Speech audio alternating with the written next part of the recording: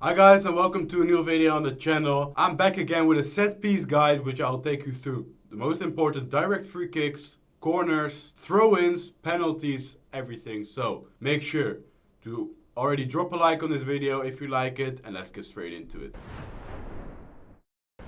So we're gonna start off with the free kicks. I've got 4 examples in total. It's 1 with a right footed player on the right, with a right footed player on the left, a left footed player on the left, and a left footed player on the right. So we know all the angles. So let's start off with the right footed player on the right. So what you want to do is take this with the outside of the foot. You gotta move your right stick all the way to the left, as you see in the clip. Then load up, I would say around 70-75% of power. Hopefully time it green as well, because that will increase your chances as well.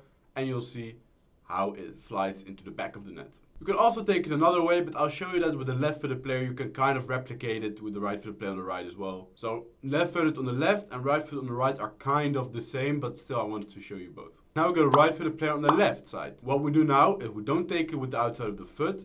We actually don't change anything with the right stick, so just keep it as it is. You aim at the most wide player in the wall, because that way it will curve around it. You put around 75-80% of power behind it. Try to time it green, and again, this time it even hits the crossbar and goes in. You can see how unstoppable they are for the goalkeeper. Of course, all these examples are without goalkeeper movement. Let's get over to the left-footed player now. I think everyone right now got some players in the team with a maybe great dead ball playstyle, so that's why all these free kicks are also very good. In this case, I've got Roberto Carlos, who got the great dead ball, I think, so not the playstyle plus. So I think you should be able to replicate it. What we want to do now is curve it. It's basically the same as what we did with Bruno, but now we put it on the other side of the wall. So most wide player on the wall. We don't change anything with our right stick. So just as it is, you load up around 75% of power again, and you can see how good it flies in. And then the last free kick, left footed player on the right. It's kind of the same as with Bruno. You aim it at the most wide player of the wall. You don't change anything with the right stick. Load up power again. And yeah, it's a goal. If you don't change anything with your right stick, you might want to do this as quick as possible before he moves his goalkeeper, because yeah, you can just aim and shoot basically. So try to be alert when you get the free kick immediately. Try to get your opponent off guard. Let's head over to the corners now. Let's start off with an in-swinger. We got Hansen, who's taking the corner. We want to reach Luc de Jong.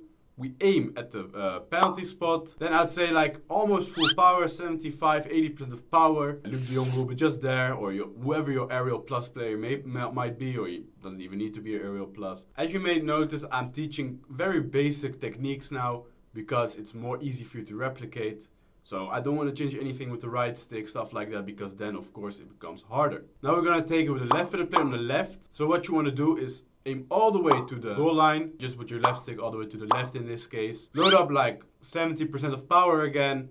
Luc de Jong will be there, win the header, and score. These were all techniques without goalkeeper movement. I'll teach you a more complicated way now with goalkeeper movement. For this technique, it's a bit more essential to have a good corner taker. In this case, we got Kevin De Bruyne, who's going to take the corner for us. So what you want to do is first select a player already, so you don't forget it. In this case, we got our best header of the ball, Luc de Jong, aerial plus. So we're gonna put the right stick all the way to the right, just inside curled. So we don't want to put it on low or something, just inside the foot curled. That's really important, all the way to the right. Then you want to aim between the penalty spot and the penalty box, almost full bars of power. When you initially press square, it will like switch cameras, and then you gotta press square again for when the ball actually is gonna get taken. You first want to make a run first post with Luc de Jong, so you trick his keeper, trick his defending, run back post, easy header. So these were 3 corner techniques you gotta use. Let's get over to the penalties now.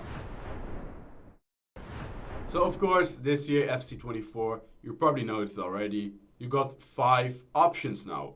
Last year was 3, but now you've got 5 options. Bottom left, bottom right, top left, top right, and middle, of course. So that's also 5 options for you to dive to. So let's give you the best penalty tips there is. So first of all, you want to shoot the ball whenever the circle is at the smallest. So you gotta try and master this. When you do that, the penalty will be way more accurate in the corners. It will give you a big benefit, because I'll say why in the next penalty. So in this case, we take the penalty with Bruno. We're gonna go top left, he dives bottom left. So that means we still score. Last year's, he would have saved that, but now because we go top, he goes bottom, we score.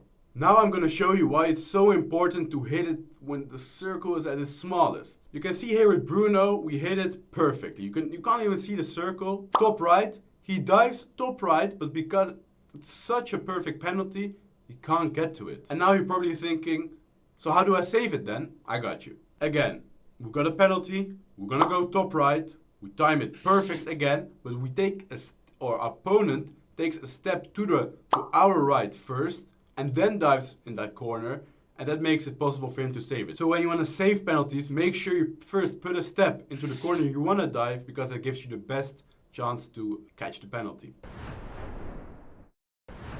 And again, another underrated part of FC24 is throw-ins. Especially with players who've got like maybe a playstyle plus, a great playstyle of throw-ins. It's very OP.